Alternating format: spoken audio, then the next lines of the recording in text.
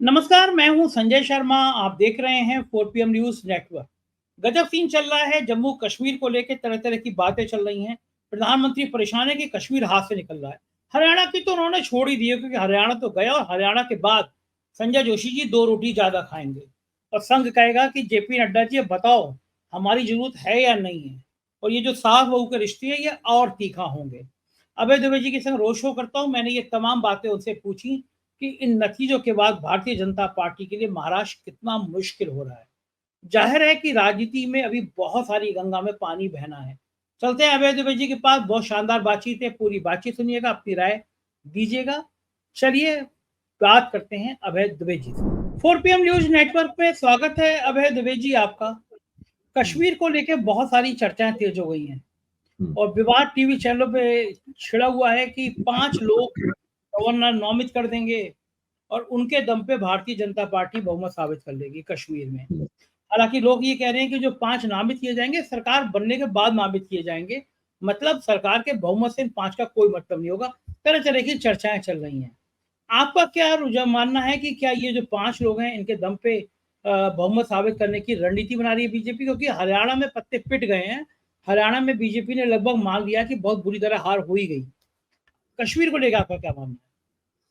देखिए, करीब 10 दिन पहले मेरे सामने ये सवाल आया था, तो मैंने इसके ऊपर खुद भी सोचा और थोड़ा पढ़ा-लिखा भी, परिस्थिति जानकारी तथ्यों की जानकारी प्राप्त की और कश्मीर स्थित अपने कुछ पत्रकार मित्रों से भी अनुरोध किया कि वो भी ज़रा भाई इस बारे में स्पष्टता करें। तो उन्होंने वहाँ पता लगाकर स्पष्ट रूप से मुझसे कहा और मैंने यहाँ जो जानकारी हासिल की थी, वो दोनों बिल्कुल मैच कर गए, दोनों मिल गए आपस में। वो ये है कि ये 5 लोग जो हैं, जो नामज़द विधायक होंगे, ये नामज़द विधायक चुने हुए प्रतिनिधियों द्वारा बनने वाले बहुमत से अलग होंगे। सब लोग जानते हैं कि जम्मू कश्मीर की विधानसभा में सदस्यों की संख्या 90 है, 90 90 है। उसमें बहुमत बनता है 46 में, 46 में बहुमत बनता है। अगर ये 5 लोग उसमें शामिल होते, तो शुरू से ही कहा जाता कि इसमें जो सदस्यता है, वो 95 है, 95 है और बहुमत 46 में नहीं होगा, बल्कि 95 का आप आधा कीजिए और उसमें 1 जोड़िए, उसके वो होगा। होगा। यानी इसमें ढाई और जोड़ दीजिए आप इसके अंदर 46 में। साढ़े 48 या 49 में बहुमत होगा, 48 में बहुमत होगा, 48 में बहुमत होगा। लेकिन आज तक किसी ने ये नहीं कहा। अच्छा, दूसरे ये मेरा मानना ये है कि मीडिया द्वारा उठाया गया एक शोषा है, ताकि कुछ सनसनी पैदा हो सके और कुछ फालतू की बहस को जन्म दिया जा सके। कोई राजनीतिक दल नहीं कह रहा है इस बात को कि ऐसा हो सकता है। यहाँ तक कि जब भारतीय जनता पार्टी के सबसे बड़े नेता जो माने जाते हैं कश्मीर में रविंद्र रैना, उनसे पत्रकारों ने ये पूछा कि सब लोग घबराए हुए हैं कि अब वो 5 लोगों से फर्क पड़ जाएगा। तो रविंद्र रैना ने साफ तौर पे कहा, कांग्रेस पे कटाक्ष किया, आक्षेप किया। उन्होंने कहा चूंकि कांग्रेस चुनाव हारने के कगार पे है, इसलिए वो डरी हुई है, इसलिए वो इस तरह की बातें कर रही है। लेकिन उन्होंने रविंद्र रैना ने ये नहीं कहा कि ये बात सही है। उन्होंने कहा कि जो कानूनन है वो किया जाएगा, जो एलजी वो काम करेंगे जो कानूनन उचित है, जो कानून के मुताबिक उचित है। एक बार भी उन्होंने नहीं कहा कि ऐसा हो सकता है। अच्छा, दूसरी एक और सोचने वाली बात है कि सब लोग जानते हैं कि एलजी मनोज सिन्हा है, लेफ्टिनेंट गवर्नर मनोज सिन्हा है। वो अगर 5 लोगों को नियुक्त करें, 5 लोगों को नामजद करेंगे, तो वो 5 लोग भारतीय जनता पार्टी का समर्थन करेंगे। आखिरकार भारतीय जनता पार्टी के लोगों को ये कहने की जरूरत ही क्यों पड़ी? सही बात। आप सोचिए ना, भारतीय जनता पार्टी के लोगों को और पत्रकारों को ये कहने की जरूरत ही क्यों पड़ रही है? क्योंकि उन्हें पता है कि भारतीय जनता पार्टी बहुमत प्राप्त करने नहीं जा रही है और अगर वो बहुमत से थोड़ी भी दूर हुई तो घाटी में या कश्मीर में या जम्मू में कोई भी ऐसी राजनीतिक ताकत नहीं है जो भाजपा को स्पर्श करना भी पसंद करे। मैं तो ये मानता हूं ना पीपुल्स डेमोक्रेटिक पार्टी जो पहले उनके साथ सरकार बना चुकी है, ना नेशनल कॉन्फ्रेंस जो एनडीए में एक जमाने में रह चुकी है, केंद्र में मंत्री रह चुकी है, ना ही इंजीनियर रशीद की पार्टी। अगर उनको एक आध कोई वो सीट मिलती है, पहले तो मिलेगी नहीं, लेकिन अगर मिलती भी है तो वो भी भारतीय जनता पार्टी को सपोर्ट करने से पहले 1 लाख बार सोचेगी। भारतीय जनता पार्टी कश्मीर की राजनीति में पूरी तरीके से अकेली पड़ चुकी है। वो जमाना चला गया जब उन्होंने पीडीपी के साथ मिलकर सरकार बनाई थी, तो वो सरकार धारा 370 और 35A के तहत बनाई गई सरकार थी। आपको ध्यान होगा जब उस सरकार ने शपथ ली थी, उसमें नरेंद्र मोदी भी मंच पे मौजूद थे और उसमें 2 झंडे थे। एक झंडा तिरंगा था और एक जम्मू कश्मीर राज्य का झंडा था। ये तस्वीर पूरी अखबार में प्रकाशित हुई थी। तो वो एक पुरानी परिस्थिति थी जिसमें ये सरकार बनाई गई थी। जब से भारतीय जनता पार्टी ने 35 खत्म की है, उसके बाद से कश्मीर में राजनीति करने वाला कोई भी व्यक्ति और कोई भी पार्टी भारतीय जनता पार्टी का समर्थन नहीं कर सकती। भारतीय जनता पार्टी या तो 46 सीटें लाए, सरकार बनाएगी, इसमें कोई शक नहीं। लेकिन अगर उसकी 46 सीटें नहीं आई तो वो रह जाएगी, वो सरकार नहीं बना पाएगी, सरकार दूसरे लोग मिलकर बनाएंगे। और भाजपा को पता होना चाहिए कि भाजपा अकेली पार्टी के तौर पर लड़ रही है, बाकी लोग गठजोड़ बना के लड़ रहे हैं। भाजपा ने किसी साथ गठजोड़ नहीं किया हुआ है वहां पर। हरियाणा में गठजोड़ है, हरियाणा में भी भाजपा ने कोई गठजोड़ नहीं किया हुआ है, लेकिन दूसरे गठजोड़ों से भाजपा को समर्थन मिलने की भाजपा को उम्मीद है। लेकिन वहां तो मामला ही दूसरा है, वहां तो भाजपा का सुपड़ा साफ हो रहा है और सबका सुपड़ा साफ हो रहा है। कश्मीर में भारतीय जनता पार्टी अकेले चुनाव लड़ रही है और इंडिया गठबंधन नेशनल कॉन्फ्रेंस और कांग्रेस के रूप में चुनाव लड़ रहा है। लेकिन पीपुल्स डेमोक्रेटिक पार्टी बार बार ये कहती रही है कि वो इंडिया गठबंधन में शामिल है और पूरे चुनाव में उन्होंने इंडिया गठबंधन के खिलाफ एक लफ्ज भी नहीं कहा है पीडीपी ने। बिल्कुल ठीक बात है। मुझे अब ये समझना चाहूंगा मैं, फारूक अब्दुल्ला ने बयान दिया है संजय जी, आज ही फारूक अब्दुल्ला ने बयान दिया है, सवेरे अखबारों में बयान दिया है कि अगर पीडीपी गठबंधन में आती है तो अच्छी बात है। सही बात है। मैं ये समझना चाहूंगा कि इन नतीजों से, विधानसभा के नतीजों से भारतीय जनता पार्टी के अंदर क्या फेरबदल होगा, क्या उलटफेर होगा? मोदी के चेहरे पे लोग भरोसा करना कम करेंगे, संघ के रणनीति, क्योंकि पूरा तस्वीर आप बीजेपी की अब क्या देखते हैं इन विधानसभा चुनाव के नतीजों दो पहलू हैं आपके सवाल के। एक पहलू यह है कि नरेंद्र मोदी के चेहरे का क्या होगा, उसको किस तरह से देखा जाएगा, उसकी छवि क्या बनेगी।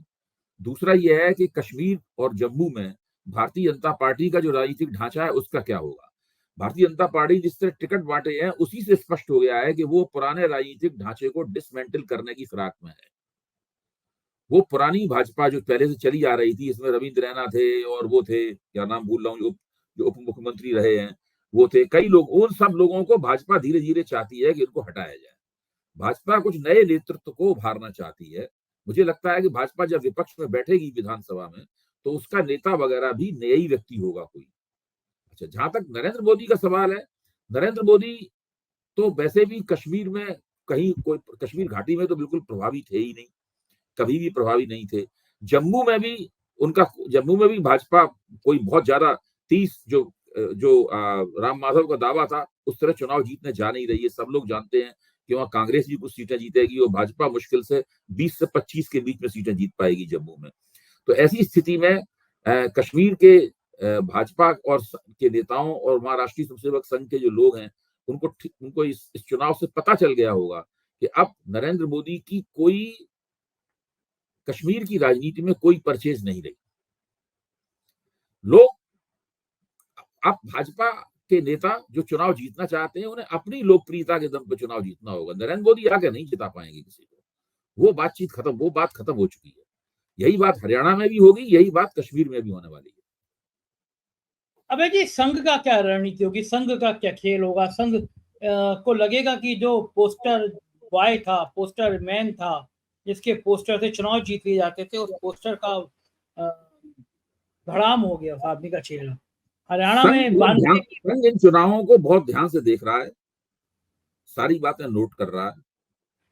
वो ये भी देख रहा है कि मोदी जी ने तकरीबन जो देश की राजनीति है उससे अपने कदम काफी कुछ खींच लिए। ना उन्होंने पहले जैसे उत्साह से ना कश्मीर में कोई प्रचार किया, न जम्मू में प्रचार किया, ना ही हरियाणा में प्रचार किया। आपको ध्यान होगा कि उन्होंने पिछली बार 2014 में 10 या 11 रैलियां की थी हरियाणा में। उसके बाद में 7 या 8 रैलियां 2019 में की उन्होंने। इस बार उन्होंने कुल मिलाकर 4 रैलियां की, वो भी बहुत ही मुरझाई हुई रैलियां थी। उनके भाषण भी काफी मुरझाए हुए थे, उनके अंदर कोई दम नहीं थी। तो वो तो अब साफ दिखाई पड़ रहा है कि नरेंद्र मोदी की लोकप्रियता उतार पर है। एक वोटों की गोलबंदी करने वाले चेहरे के रूप में उनके अंदर कोई धार नहीं रह गई है। वो पूरी तरीके से एक बुझा नेतृत्व पेश कर रहे हैं। एक बुझा हुआ नेतृत्व जो होता है ना, वो पेश कर रहे हैं। और संघ लगातार ये नोट कर रहा है। संघ इतनी जल्दी नेतृत्व परिवर्तन की तरफ नहीं जाएगा, वो अभी और देखेगा थोड़ा। वो अभी फरवरी में देखेगा कि दिल्ली के चुनाव में नरेंद्र मोदी क्या तीर मारते हैं, झारखंड के चुनाव में, उससे पहले महाराष्ट्र के चुनाव में क्या तीर मारते हैं, उससे उसी वक्त झारखंड का चुनाव भी होगा तब वो क्या तीर मारते हैं, फिर फरवरी में दिल्ली के चुनाव में वो क्या करते हैं। ये सारी चीजें देखने के बाद वो तय करेगा कि नरेंद्र मोदी के साथ उसे 2029 तक का वक्त गुजारना है या नहीं गुजारना है। राहुल गांधी को एक नई संजीवनी लगातार मिलती चली जा रही है। उन्होंने ऐलान किया कि वो दिल्ली में अपनी यात्रा करेंगे। यात्रा 4 चरणों में होगी। मल्लिकार्जुन खड़गे, प्रियंका सब शामिल होंगे। तो अब राहुल गांधी को लगता है कि इस नतीजों से बहुत संजीवनी मिलने जा रही है, मतलब उनको नई एनर्जी आएगी राहुल गांधी को। देखिए इस मौके पे मुझे वरिष्ठ पत्रकार विनोद शर्मा की एक बात याद आ रही है, जो लोकसभा चुनाव नतीजों के बाद उन्होंने कही थी। विनोद शर्मा ने ये कहा था कि राहुल गांधी वही है जो पहले थे, हमें उन्हें देखने की हमारी नजर बदल गई है। राहुल गांधी में ऐसा नहीं है कोई नया परिवर्तन हो गया है, लेकिन उन्हें देखने की नजर बदल गई। लेकिन मैं मानता हूं, विरोध जी की बात से सहमत हुए मानता हूं, राहुल गांधी में भी परिवर्तन हुए हैं। राहुल गांधी भी अब पहले जैसे राहुल गांधी नहीं रहे, उनमें भी परिवर्तन हुए हैं। वरना ऐसा क्यों होता, आप सोचिए, यहाँ पे जैसे ही चुनाव खत्म हुआ वैसे ही राहुल गांधी फौरन महाराष्ट्र रवाना हो गए। नरेंद्र मोदी भी महाराष्ट्र में थे और राहुल गांधी भी महाराष्ट्र में थे। दोनों क्या कर रहे थे वहां पर, आप सोचिए क्या कर रहे हैं दोनों वहां पर। नरेंद्र मोदी जैसा होता है हर जगह जाके ऐलान करते हैं हम आपको इतने 100 करोड़ की, इतने 1000 करोड़ की योजनाएं दे रहे हैं, तो वो तो वहां इतने करोड़ की योजनाएं दे रहे थे। और राहुल गांधी कोल्हापुर में हाथ में संविधान की किताब लिए हुए, लाल किताब लिए हुए संविधान सभा कर रहे थे। आप सोचिए उनकी निगाह कहां पे है। वो जो महाराष्ट्र में दलित ओबीसी वोटर जो है, वहां राहुल गांधी की निगाह वहां पे है। ये राहुल गांधी बिल्कुल बदले हुए राहुल गांधी हैं, निरंतर सक्रिय हैं, निरंतर राजनीति कर रहे हैं और उन्हें पता है कहाँ चोट करनी है। किसी भी चक्कर में नहीं है, किसी बुद्धिजीवी की राय के मुताबिक नहीं चल रहे।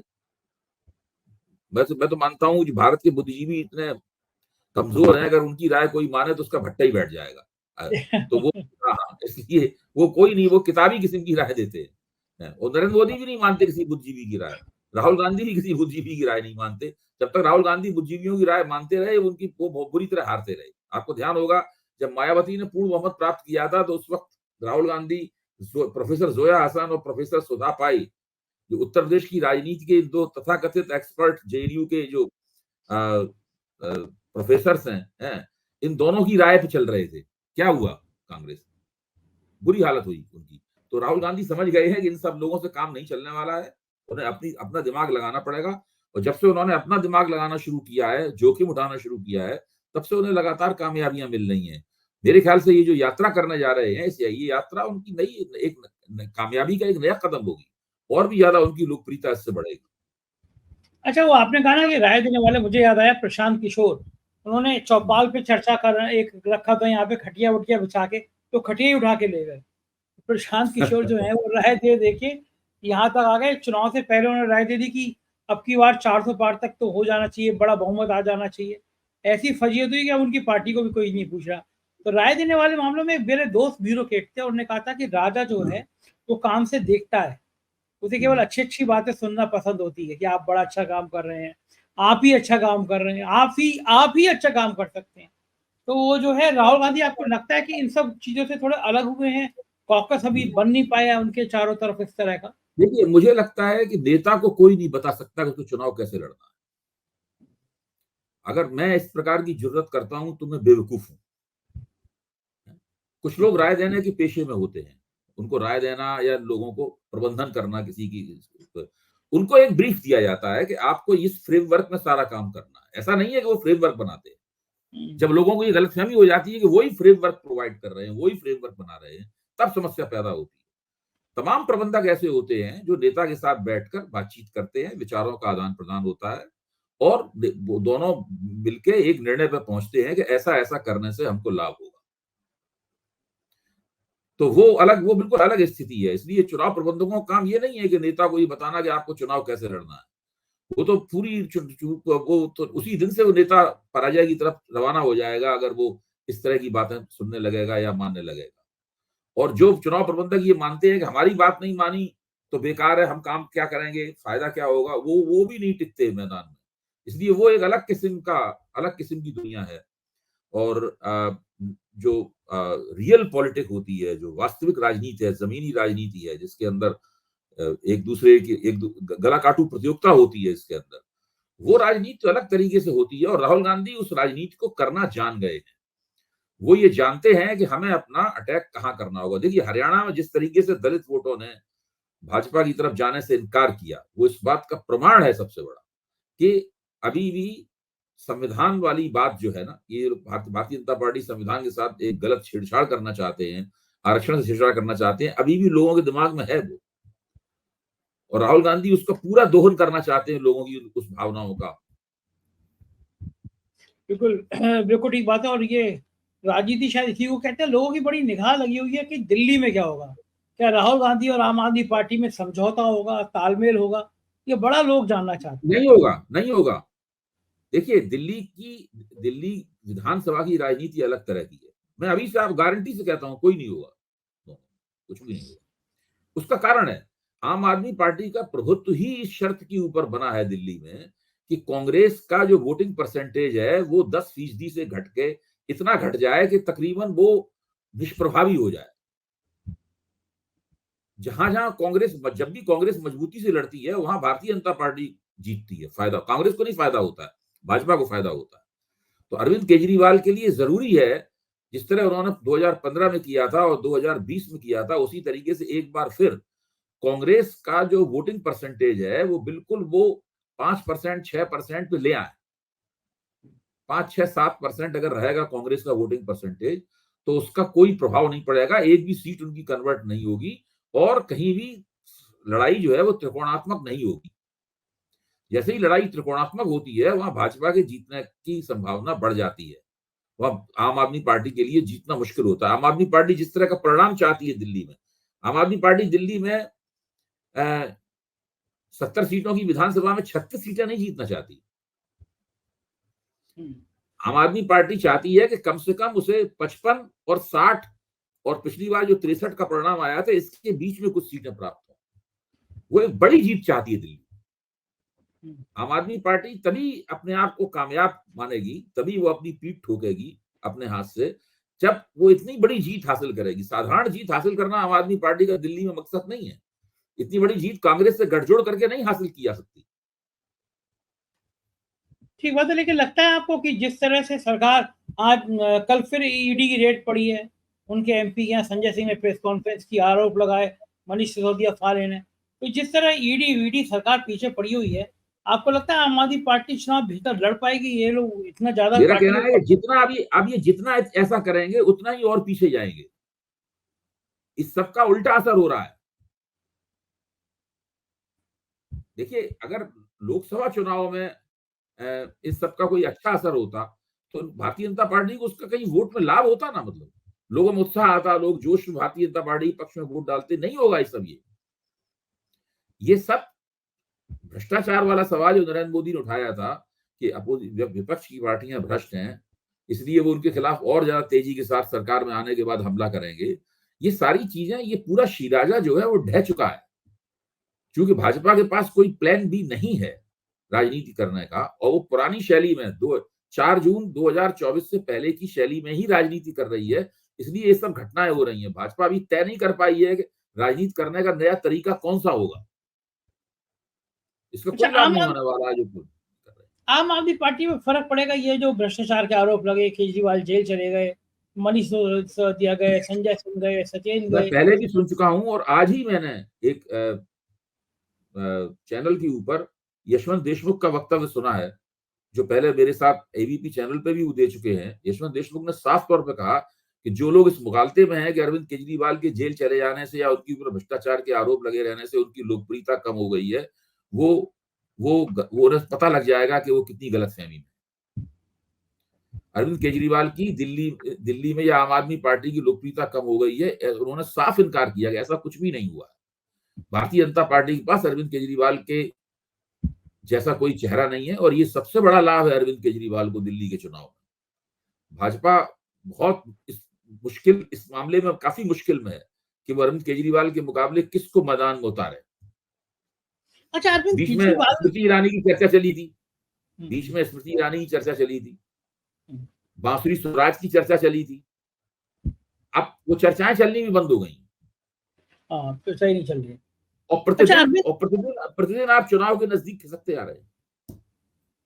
ये जो है ये अरविंद केजरीवाल में है क्या? ये जो एक स्थापित राजनेताओं को उन्होंने किनारे लगा दिया, इतने पुराने पुराने राजनेताओं, कौन सी एनर्जी है, कौन सा दिमाग है? लोग कहते हैं अरविंद केजरीवाल का दिमाग बहुत तेज चलता है। देखिए, वो एक बहुत ही सोफिस्टिकेटेड नफीस किस्म के रणनीतिक मानस के धनी है और आम आदमी पार्टी चूंकि भ्रष्टाचार विरोधी आंदोलन के गर्भ से निकली है, इसलिए उसके अंदर अभी भी कार्यकर्ताओं की जो वॉलंटरी स्पिरिट होती है, जो स्वयंसेवी भावना होती है, वो बड़े पैमाने पर मौजूद है। अच्छा, दूसरे देश में कई जगहों पर कई जगहों पर आम लोग जो है वो पुरानी पार्टियों से ऊब रहे हैं। एक तरह का फटीक फैक्टर है पुरानी पार्टियों के प्रति।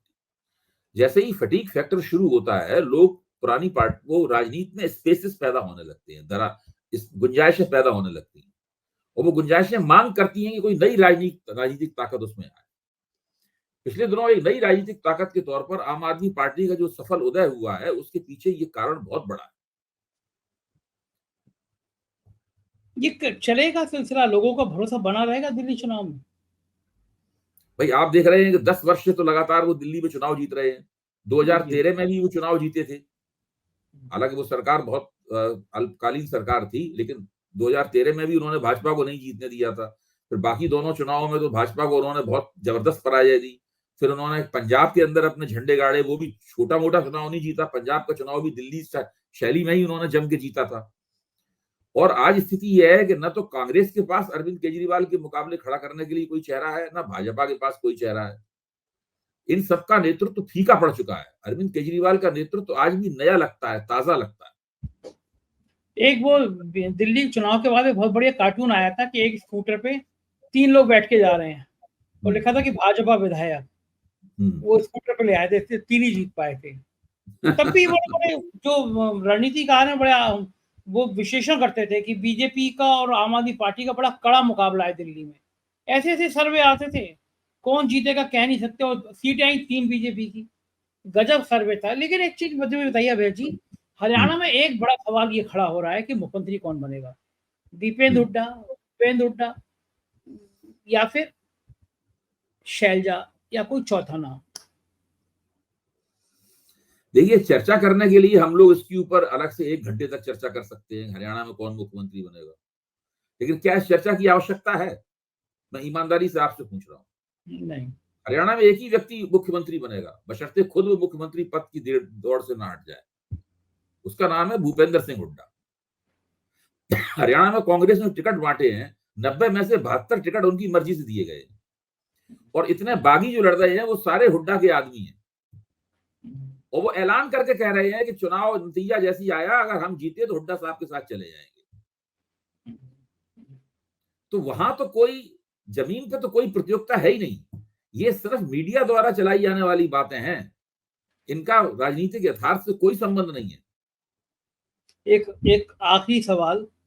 कुछ समय पहले मालदीव के राष्ट्रपति को बड़ी गाली दे रहे थे लोग, मतलब जितनी पेट में भक्त हो सकता है, भक्त उतनी गालियां दे रहे थे कि हम संबंध तोड़ दो, ये कर दो, वो कर दो। प्रधानमंत्री कह रहे हैं कि मालदीव से तुम्हारा कब का रिश्ता है।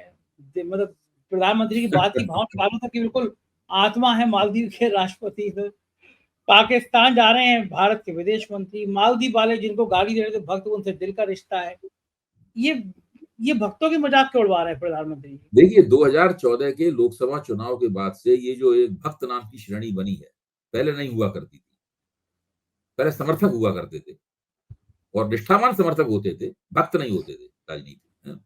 ये जो श्रेणी बनी है, ये भारतीय राजनीति के सबसे मूर्ख, सबसे ज्यादा नासमझ, जिनका दिमाग पूरी तरीके से ठस है, ये उन लोगों की श्रेणी है।